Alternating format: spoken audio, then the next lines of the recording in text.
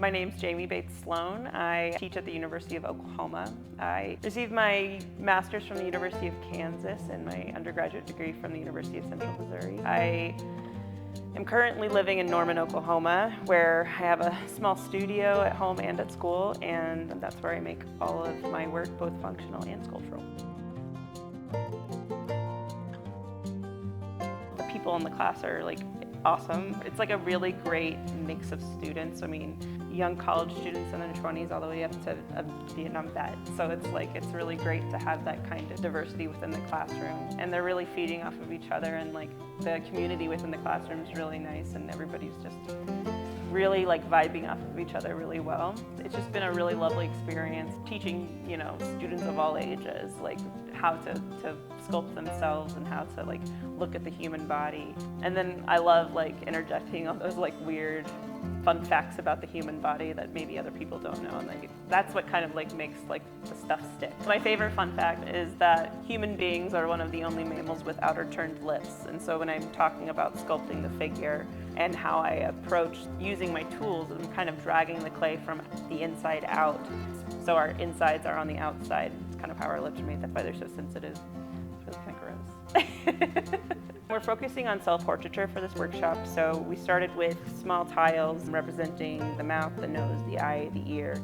We're kind of focusing on the small parts of the face, and then piecing those together to create a full portrait, capturing the full roundness of the face and looking at the human body objectively. It's really tricky when you're sculpting yourself and you're sculpting a self-portrait to kind of unlearn what you think you look like and those sort of things, or maybe some of the insecurities that you have about your own appearance. That's kind of the objective of the class. It does get a little psychological and a little,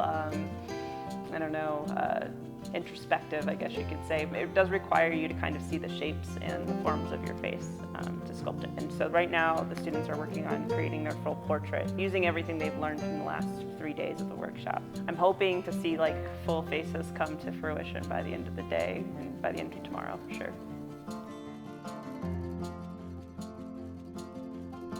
Every workshop is a learning experience, and I kind of learn new things that I need to interject into the work, or things that I have a tendency to kind of have a comfortable attitude with.